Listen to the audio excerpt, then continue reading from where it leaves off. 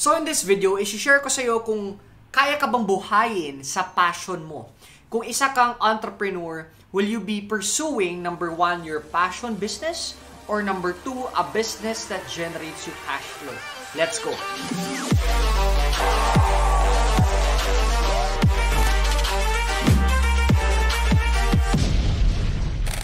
Hello Tycoons, my name is Fibo Lim, and in this channel, we publish weekly content about business, entrepreneurship, marketing, and investing. So if you're new here, consider subscribing and don't forget to ring the notification bell para ma-notify ka every time we publish new videos. Let's get started.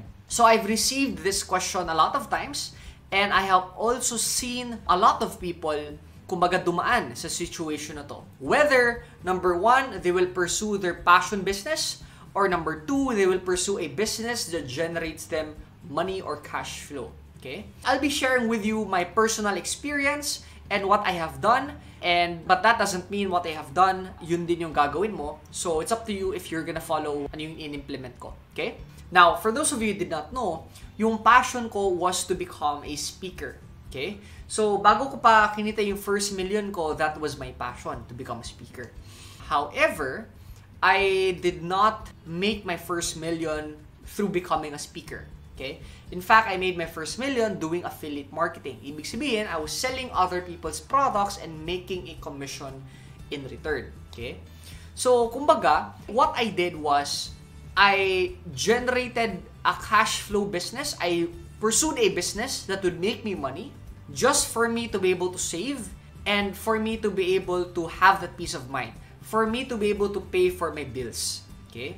Now, I believe na if you are still starting and you have problems in terms of paying yourself, problems in terms of providing for yourself and for your family, the first thing that you should be doing is find an income source or a business that produces cash flow, that produces money, so that you would have that peace of mind. Kasi nga, even if you are doing something that you're passionate about, but you're worried about tomorrow, you're worried about next month, you're still not gonna enjoy. Okay? So the first advice that I'll be giving, or what I did, was I pursued something that will generate me income. Okay? And this was affiliate marketing back then. Ngayon, after I made my first million, I now felt the unhappiness of making more millions. Okay? It was because yung dream ko was to become a speaker, not really to become a multi-millionaire. That was when I decided to shut down my businesses that is already making 7 digits monthly, and I pursued something na passion ko talaga, that was speaking. So I did not have experience, and I was so young, but I still applied to different companies. I applied to schools. However, hindi sila pumayag or they declined my application. It was because I was too young and I did not have experience. Okay? And sabi ko sa sarili ko, how can I get experience if you don't hire me? Right? Doesn't make sense. So, anyways, fast forward, what happened is I conducted my own event. I decided to hire myself, and that's how it all started. Okay? But before I did that, before I pursued my passion business or before I pursued my passion career, I had to make sure that I had enough for me to live for how many months or years. In fact, kasi sa akin, if I made 1 million, yung expenses ko lang guys was like 5 to 10K. In fact, like, I can live with 5K.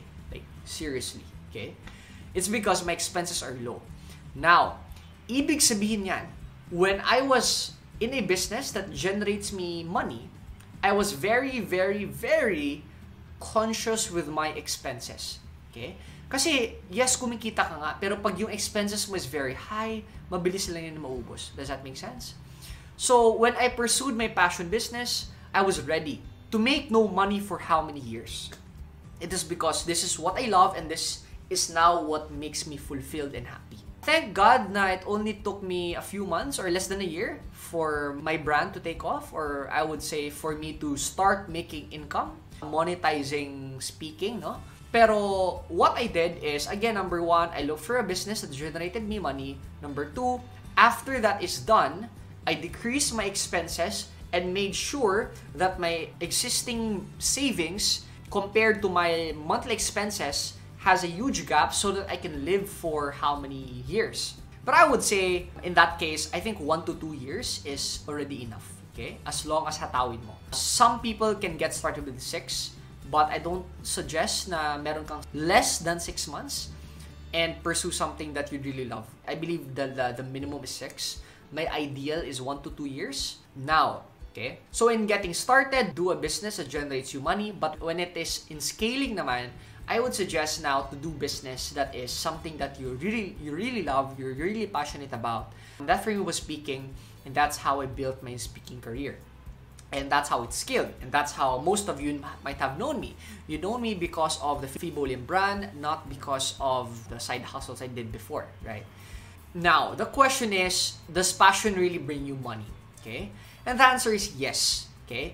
It brings you money after you have already covered your normal living expenses. Okay? So, ganito, passion is, a cash flow business is like munggo. Okay? When you plant it, tutubo ka agad siya. Pero, the problem there is, madali siyang mamatay. But a passion business is like a mangga, wherein when you plant it, matagal siya tutubo, pero pag tumubo naman siya, matagal siya mamamatay. It's gonna be there for like a lifetime, right? So, the reason why I'm sharing you this, because a lot of people saying na, you know, like, don't pursue your passion business whatsoever, but I'm a living proof of that. The reason siguro why I'm doing what I'm doing right now is honestly it's not because of the money, but because of the impact, because of my fulfillment. Kaya a lot of people, and this is for another video, but let me give you a glimpse. A lot of people say to me na, Fibo, you work so hard. Take a rest naman. What they do not understand is I'm playing. I'm not working. Like, I enjoy what I'm doing, and I'm not doing it because I'm working, but I'm doing it because I'm enjoying. And again, that's for another video, but very, very interesting thought, right?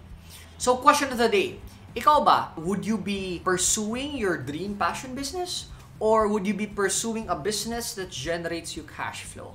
Let me know your thoughts, your ideas in the comment section below, because I am very interested to know ano yung mga thoughts mo and ideas mo. Thank you for watching. This is Fibo Lim. If you have not subscribed to our channel yet, click subscribe please, and don't forget to ring the notification bell para ma-notify ka every time we publish new videos. Again, this is Fibo Lim. Achieve success, live with happiness, enjoy the good life. See you in our next video.